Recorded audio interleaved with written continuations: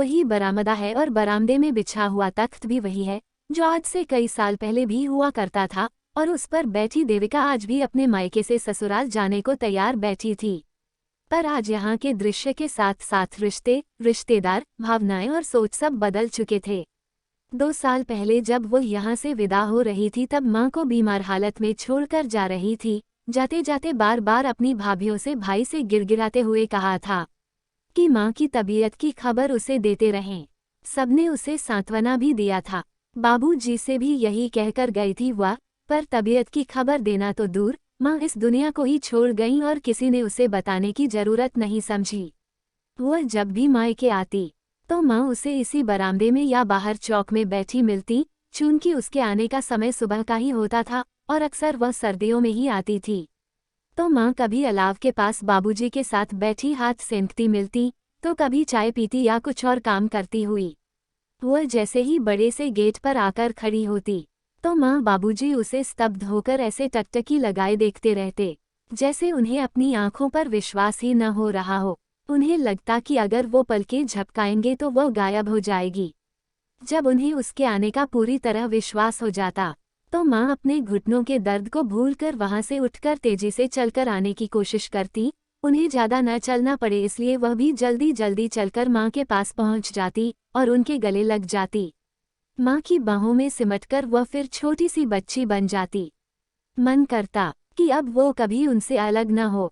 फिर माँ उसका बैग उठाने के लिए बढ़ती, पर मैं खुद रख दूंगी न, तुम परेशान मत हो, कहकर वह बैग उठाकर लाकर बरामदे में इसी तख्त पर रख देती थी। माँ अलाव के पास उसके लिए बिरवा रख देती और किसी को भेजकर बहू को चाय नाश्ता लाने को कहलवा देती थी। वह जब तक यहाँ रहती माँ की दुनिया उसके और बच्चों के आसपास घूमती।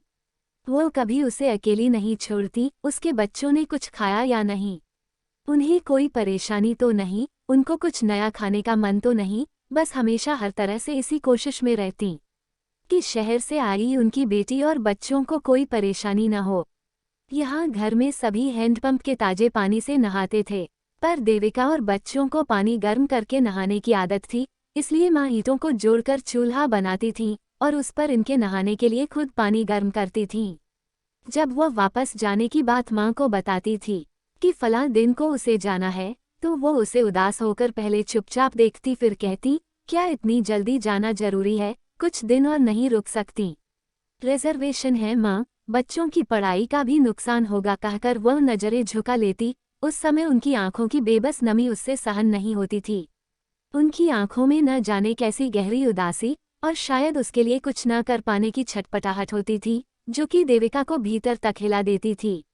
एक बार माँ ने कहा भी था कि नाना के खेतों के बिकने के बाद उसे भी 1 लाख रुपए देंगी और बाबूजी भी यहाँ प्रॉपर्टी में भाइयों के बराबर हिस्सा तो नहीं दे पाएंगे, पर कुछ रुपए जरूर देंगे, उसका अधिकार नहीं मारेंगे। तब उसने माँ से यही कहा था कि उसे कुछ नहीं चाहिए, रिश्तों में प्यार बना रहे, बस यही उसके लिए जरूरी है। पर माँ ने कहा, जो जिसका है वो तो देना ही है, हम ज्यादा तो नहीं कर सकते, पर थोड़ा बहुत जितना कर सकते हैं वो तो करेंगे ही। पर उसने महसूस किया था कि माँ अपने बेटों के सामने उसके अधिकार की बातें नहीं कर पाती थी, कारण वह भी जानती है कि गांवों में आज भी बेटियों को मायके की जमीन जायदाद में हिस्सा नहीं दिया जाता, इसीलिए माँ कहने में झिझकती थी। और यही कारण था कि उसने भी कभी नहीं सोचा कि वह भाइयों से हिस्सा ले।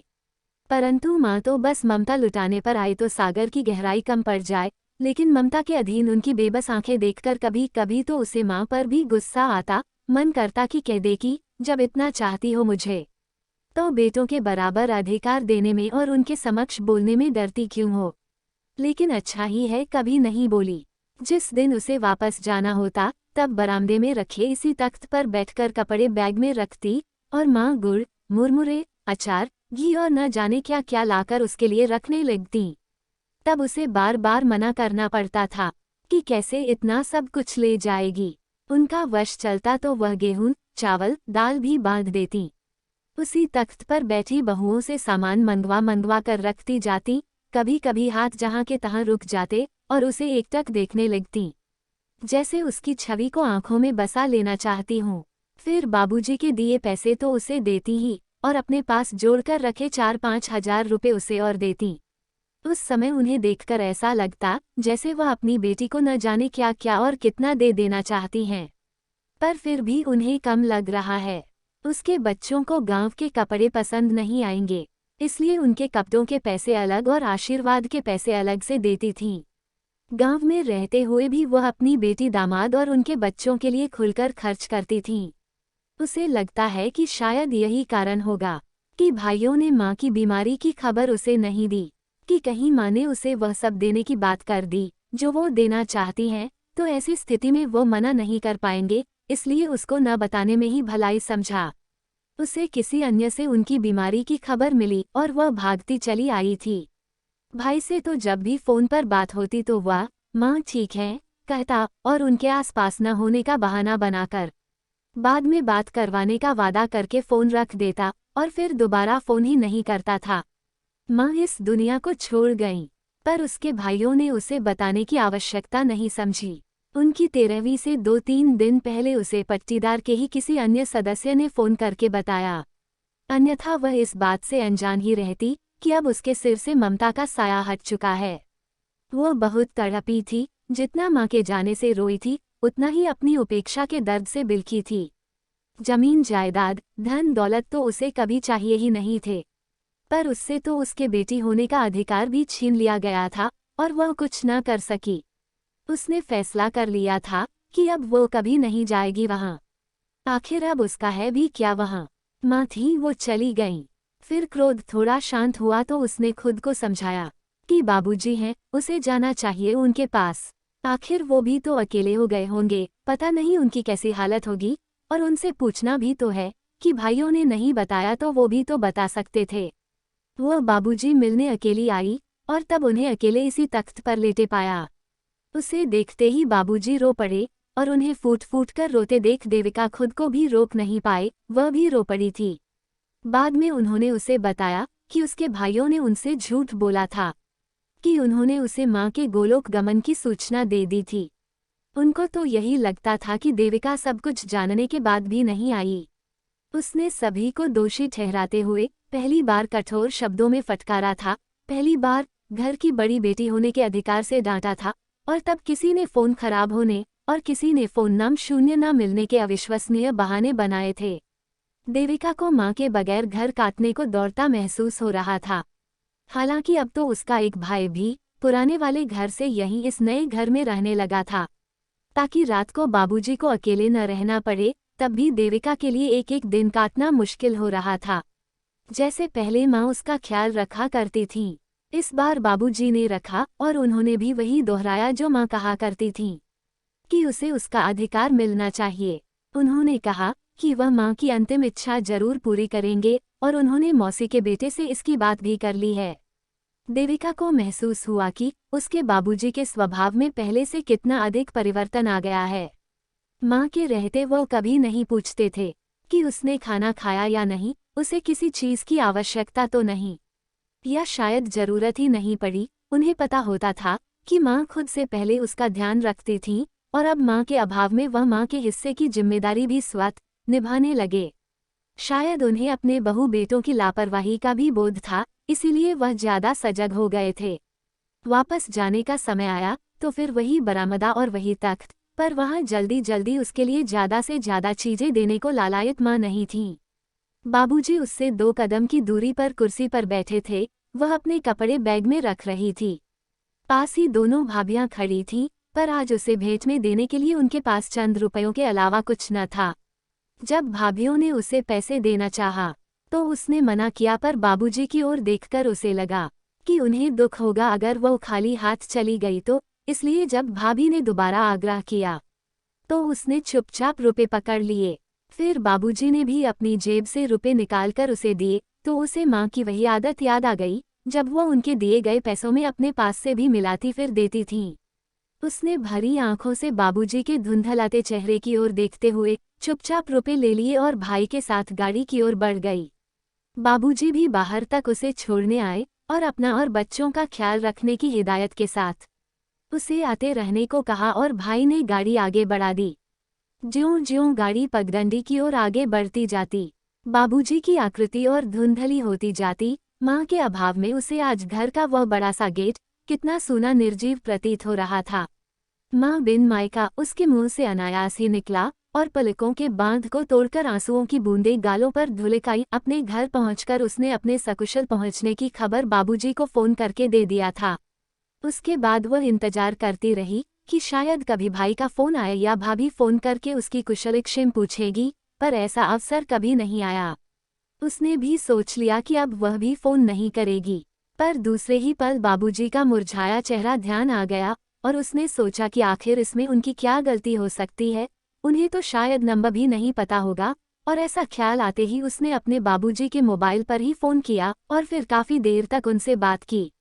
उसका फोन आने से बाबूजी भी बहुत खुश हुए, जैसे पहले माँ होती थीं। अब तो वह फोन पर उससे घर परिवार और फसल की बातें भी करने लगे थे, जबकि पहले वो उसके बारे में माँ से ही पूछा करते थे। उससे तो बस हालचाल पूछकर फोन रख देते थे। अब देविका का नियम बन गया था कि हफ्ते 10 दिन में एक बार बाबूजी को फोन जरूर कर लेती थी और उनसे बात करके उसे तसल्ली मिल जाती थी। बीच में कई बार तो ऐसा भी हुआ जब उनका नंबर नहीं लगा, तो उसने अपने भाई के मोबाइल पर भी फोन करके बाबूजी से बात की, परंतु कभी भी उसके भाइयों या भाभीयों ने उसे अपनी तरफ से फोन करने की औपचारिकता भी नहीं की। समय अपनी गति से आगे बढ़ता रहा और एक समय ऐसा भी आया जब उसने अपने बाबूजी को फोन किया पर उन्होंने फोन नहीं उठाया। उसने सोचा शायद फोन दूर रखा होगा, इसलिए पता नहीं चला होगा, वह बाद में कर लेगी। परंतु कुछ घंटों बाद फोन करने पर फिर उन्होंने नहीं उठाया। उसे उनकी कही बात ध्यान आई कि पहले भी कई बार उनको फोन की घंटी धीमी होने के कारण सुनाई नहीं पड़ी थी। तब उसने ही चाचा के लड़के को फोन किया था कि बाबूजी के मोबाइल में वॉल्यूम बढ़ाने को कहा था। उसके बाद तो कभी ऐसा नहीं हुआ था कि फोन न उठाया हो। शायद इस बार भी ऐसा ही कुछ हुआ होगा। उसने अपने भाई को फोन किया कि वो उनसे उसकी बात करवा दे, तो भाई ने कहा कि वो कहीं दूर किसी और गांव में आया हुआ है, घर पहुंचकर बात करवा देगा। फिर वह इंतजार करती रही, पर उसके भाई का फोन नहीं आया। इसी प्रकार कभी वह खुद फोन करने की कोशिश करती और कभी भाई से बात करवाने को कहती और वह नए नए बहाने बनाकर टाल देता। लगभग 1 महीना हो गया, पर देविका अपने बाबूजी से बात नहीं कर पाई। अब उसको बेचैनी होने लगी कि कहीं उनकी तबीयत तो खराब नहीं हो गई। इन लोगों ने तो माँ के देहांत की खबर भी नहीं दी थी, तो अब कहीं नहीं नहीं, मेरे बाबूजी को कुछ नहीं हो सकता, वह बिल्कुल स्वस्थ होंगे। वह अपने मन को बहला लेती। उसने सोचा इस बार इतने दिनों से बात नहीं हुई तो हो सकता है कि वो खुद फोन कर लें। पहले भी एक बार कई दिनों तक बात नहीं हो पाई थी। फिर जब भाई के मोबाइल पर फोन करके बात की थी तो उन्होंने ने बताया था कि शायद उनके मोबाइल का बैलेंस खत्म हो गया है, वह बाजार नहीं जा सके, इसलिए रिचार्ज नहीं करवा पाया अब तक। तो देविका ने तुरंत ऑनलाइन उनका मोबाइल रिचार्ज करवा दिया था और उनको उन्हीं के मोबाइल पर फोन करके बताया कि अब उन्हें रिचार्ज के लिए कहीं दूर जाने की जरूरत नहीं। बाबूजी बड़े खुश हुए थे। हो सकता है कि इस बार भी कुछ ऐसा ही हो, पर फिर भी बहुत समय हो गया। इसी उधेड़ बुन में 2-4 दिन और निकल गए और अब देविका ने गांव जाने का फैसला कर लिया। उसने ट्रेन के रिजर्वेशन करवाने के लिए अपने पति से कहा कि जितनी जल्दी का टिकट मिल सके वो बुक करवा दे, पर शायद किस्मत को कुछ और ही मंजूर था। दोपहर के 3 या 4 बज रहे थे कि देविका का मोबाइल बज उठा। उसे लगा बाबूजी का फोन होगा।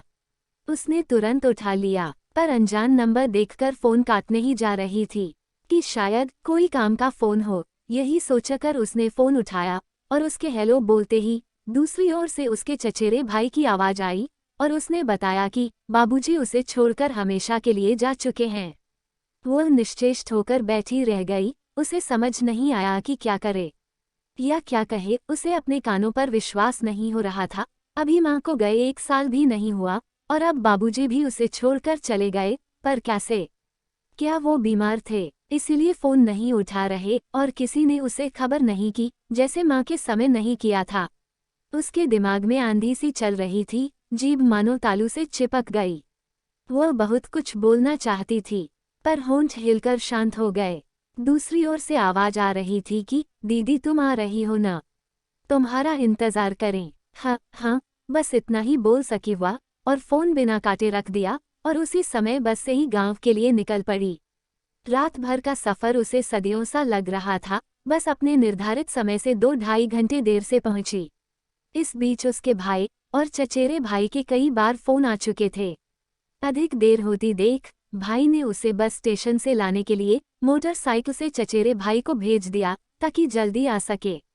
मोटरसाइकिल से उतरकर वह दौड़ती भागती घर में घुसी। बाबूजी की अंतिम विदाई की तैयारी हो चुकी थी। सबकी आंखें उसके इंतजार में मुख्य द्वार पर टिकी थीं, पर उनमें न माँ की आंखें थीं और न ही बाबूजी की। उस भीड़ में भी आज वह अकेली थी। बाबूजी के चेहरे से कपड़ा हटाकर उसे अंतिम दर्शन करने के लिए कहा गया। मंझली भाभी ने कुछ पैसे लाकर उसके हाथ में दिए कि वह अर्थी पर चढ़ा दे। तभी उसकी बड़ी भाभी उसके गले लगकर रोने लगी और उधर सभी लोग बाबूजी की अर्थी उठाकर मुख्य द्वार से बाहर निकल गए। वो तो बाबूजी को अभी ठीक से देख भी नहीं पाई थी, उन्हें जी भरकर देखना चाहती थी। भाभी को कंधे से पकड़कर अपने आप से अलग किया और रोती हुई बाहर की ओर भागी। गांव व परिवार की अन्य महिलाएं भी थीं, जो अर्थी के पीछे पीछे चल रही थीं। गांव के नुक्कड़ पर जाकर उसने उनके अंतिम दर्शन करके भाभी द्वारा दिए गए पैसे चढ़ाए और एक हारी हुई जुआरी की भांति अपना सब कुछ गंवाकर खाली दामन लिए बेबस अपने सिर से बाप का साया हटते देखती रही। थके हुए भारी कदमों से वह भी भाभियों, चाचियों और बुआ के साथ घर में लौट आई। रोते हुए उसने अपनी चाची से कहा कि इन लोगों में से किसी ने उसे एक फोन तक नहीं किया, नहीं तो वह बाबूजी से उनके जीते जी मिल लेती। यह बताते हुए वह इस बात से अनजान थी कि उसकी बड़ी भाभी को उसका खुद से अलग करना बहुत बुरा लग गया था। वो सभी को बता रही थी कि किस प्रकार उन्होंने 22 दिनों तक अस्पताल में बाबूजी की सेवा की और उनके पति ने कितना खर्च किया। देविका का मन कर रहा था कि वह अभी यहाँ से वापस चली जाए, अब उसका यहाँ कुछ भी नहीं है, पर वह ऐसा नहीं कर सकती थी, इसलिए उसे रुकना पड़ा।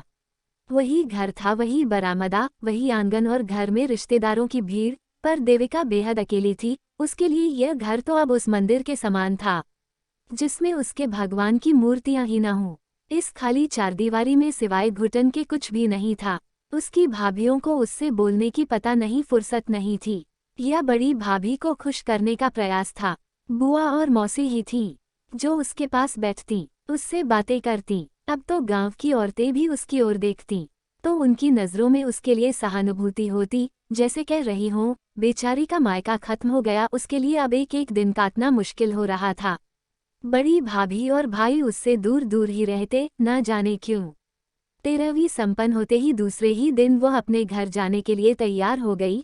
रुकने के लिए चाची, बुआ, मौसी और मौसी की बहू ने कहा, पर जिन्हें कहना चाहिए था उन्हें शायद डर था कि उनके कह देने से हो सकता है 1-2 दिन और रुक जाए, इसलिए उन्होंने नहीं कहा। वो एक बार फिर वहीं बरामदे में बिछे उसी तख्त पर बैठी थी। बुआ, मौसी की बहू और छोटी मौसी उसके पास ही बैठी थीं। बुआ पूछ रही थी, तैयारी कर ली? हाँ, उसने कहा। खाना खाया? उन्होंने पूछा। हाँ, सुबह खाया था, उसने कहा। सुबह नहीं, हम दोपहर की बात कर रहे हैं, उन्होंने कहा। मुझे भूख नहीं है, उसने कहा, जबकि सच यह था कि उसे भूख लग रही थी, पर खाने के लिए किसी पूछा नहीं था और वह खुद खाना लेकर एक बार के लिए दोषी नहीं बनना चाहती थी। अरे भूख कैसे नहीं, शाम हो रही है, मैं लाती हूँ खाना, कहते हुए मौसी की बहू उठकर उस कमरे में गई जहाँ खाना व मिठाइयाँ रखी हुई थीं। मिठाई दिया तुम्हें खाने को और ले जाने के लिए रखा?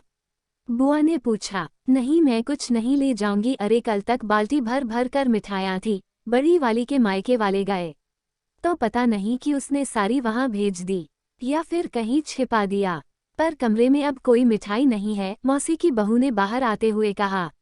भाई बड़ी चालाक है ये बहुएं, कोई खा न ले इसलिए छिपा दिया और अपने मायके वालों को ही देंगी।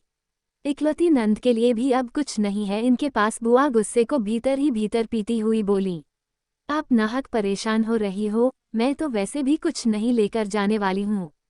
कहते हुए उसे माँ की याद आ गई कि कैसे माँ उसके लिए न जाने क्या क्या बांधने को तैयार रहती थीं। जब जब वह ससुराल जाती थी तभी उसकी मंझली भाभी आई और उससे पूछा, दीदी मुरमुरे और गुड़ रख दे, ले जाओगी? नहीं, मैं कुछ नहीं ले जाऊंगी, उसने कहा।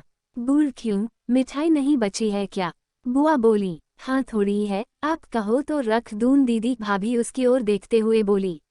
नहीं, मैं कुछ भी लेकर नहीं जाऊंगी, किसी को मेरे लिए परेशान होने की आवश्यकता नहीं है, उसने कठोरता से इतनी तेज आवाज में कहा ताकि उसकी आवाज बरामदे के दूसरे छोर पर बैठे उसके बड़े भाई भाभी को सुनाई पड़ सके। उसने अपनी बेटी से पर्स मंगवाया और उसमें से पैसे निकालकर अपनी भाभी को दिया, यह कहते हुए कि बाबूजी की अंतिम यात्रा में मेरे द्वारा जो पैसे चढ़ाए गए वो मेरे ही होने चाहिए, इसलिए ये पैसे तुम्हें रखने ही पड़ेंगे। इस प्रकार उसने यह जता दिया कि अब वे लोग उसे बोझ न समझें, वह उनका एक भी पैसा अपने लिए नहीं लेगी। शाम को वह जाने लगी तो मंझली भाभी ने सभी के समक्ष औपचारिकता पूरी करते हुए कहा कि आती रहना दीदी, माँ बाबूजी नहीं है तो क्या, हम तो हैं। पर उसने कुछ नहीं कहा, पर उसके दिल से जरूर आवाज आई कि तुम एक बार फोन करोगी तो मैं भागी चली आऊंगी। उसे पता था कि अब कोई उसे फोन नहीं करेगा, उसके पास फोन आने तो तभी बंद हो गए थे जब माँ बीमार पड़ी। आज उसकी आंखें फिर भर आई, चाहकर भी वह अपने आंसू रोके न सकी। पर वहां कोई न था जिसके कंधे पर वो सिर रखकर रो पाती। उसने तुरंत हाथ में पकड़े रुमाल से अपना चेहरा साफ किया और बाहर आ गई। घर की चौखट से बाहर पैर रखते ही उसे लगा कि अब उसका मायका खत्म हो गया। उसका बचपन, उसकी जवानी, सब पीछे उस चारदीवारी में छूट गया। बस अगर कुछ रह गया है तो वो है यादें। अंतिम बार वो जी भरकर अपने जीवन के उस हिस्से को देख लेना चाहती थी जो कल से उसके लिए अनजान हो जाने वाले हैं। देविका भाई की गाड़ी में बैठ गई और गाड़ी चल पड़ी। वह तब तक अपने उस घर को अपनी आंखों से दूर होते हुए देखती रही जब तक कि गाड़ी गांव के आखिरी छोर के नुक्कड़ तक पहुंचकर मुड़ नहीं गई। उसका मन बार बार कर रहा था कि वह गाड़ी से उतरकर भागकर वापस जाए और अपने घर की दीवार से लिपट जाए। मन उस घर की माटी को चूमने को मचल रहा था जिसमें उसके माँ बाबूजी की खुशबू बसी है, पर यह इच्छा अब सिर्फ उसकी कल्पनाओं में ही पूरी हो सकती है। भाई उसे बस स्टेशन पर छोड़कर वापस जाने लगा, तभी हर बार की भांति इस बार भी वह बोलने वाली थी कि माँ बाबूजी का ख्याल रखना, पर मुंह से माँ निकलते ही उसे याद आ गया कि अब घर पर उसके लिए फिक्रमंद होने वाली माँ नहीं है और न ही बाबूजी। याद आते ही वह चुप हो गई। भाई भी शायद समझ गया, इसलिए बिना कुछ बोले चला गया। देविका बस से वापस अपनी ससुराल आ गई और दूसरे ही दिन वह एक फाइल लेकर अपने वकील से मिलने पहुंच गई। काफी देर तक उससे बात करने के उपरांत घर वापस आ गई। लगभग एक हफ्ते के बाद फोन करके उसने अपने वकील को घर बुलाया। वकील को घर आया देखकर राकेश को आश्चर्य हुआ। वह पूछ बैठा, देविका वकील को क्यों बुलाया है? राकेश बताती हूँ, पर वादा करो मेरे काम में बाधा नहीं डालोगे। वह बोली, तुम्हें ऐसा क्यों लगता है कि मैं तुम्हारे काम में बाधा डालूंगा? राकेश बोला, राकेश, भगवान ने हमें एक बेटा और एक बेटी देकर हमारा परिवार पूरा कर दिया है, दोनों हमारे लिए बराबर हैं, है न? वह बोली, हाँ, पर मैं समझा नहीं, तुम ऐसा क्यों कह रही हो? वो इसलिए क्योंकि हम नहीं जानते कि हमारे बाद भी हमारी बेटी का मायका सुरक्षित रहेगा ही, इसकी कोई गारंटी तो नहीं है न। इसलिए मैंने इस घर का आधा हिस्सा हमारी बेटी के नाम करके उसका मायका सुरक्षित कर दिया। अब प्रॉपर्टी के कारण ही सही, पर रिश्ता और मायका दोनों जीवित रहेंगे। राकेश निशब्द हो देविका का चेहरा देखता रहा। इस समय उसके चेहरे को देखकर यह अनुमान लगाना मुश्किल था कि उसके मन में क्या चल रहा है। वह भावशून्य सी फाइल के पन्ने पलट पलट कर देख रही थी। ये कहानी आपको कैसी लगी कमेंट बॉक्स में जरूर बताइएगा। अगली वीडियो में फिर मिलेंगे। Thank you.